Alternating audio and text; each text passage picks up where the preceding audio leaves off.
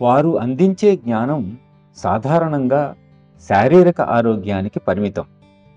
ఆధ్యాత్మిక జ్ఞానం సంపూర్ణమైనది. మీ శారీరక ఆరోగ్యం, మీ మానసిక నైతిక ఆరోగ్యం, మీ ఆధ్యాత్మిక ఆరోగ్యం అన్నిటినీ దృష్టిలో పెట్టుకుంటుంది ఆధ్యాత్మిక జ్ఞానం. భౌతిక పరంగా వారు చెప్పేది నిజమే. ఇక్కడ చెప్పేది భౌతికంగా, నైతికంగా, ఆధ్యాత్మికంగా కూడా మంచిది.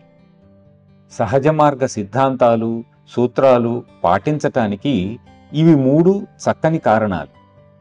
ఆధ్యాత్మిక బోధనల ఉద్దేశం శారీరకమైన వాటన్నింటినీ కూడా అధిగమించటానికే. కొన్ని భౌతిక జీవితానికి మంచివి కావచ్చు, కానీ అవి ఆధ్యాత్మిక జీవితానికి మంచివి కాకపోవచ్చు. సుఖము, వైభవము, భోగలాలసం వంటివి. ఈ విలాస అనుభవం అంతా మీలో ఎక్కడో ఒక అవశేషాన్ని, ఒక ముద్రను మిగులుస్తుంది.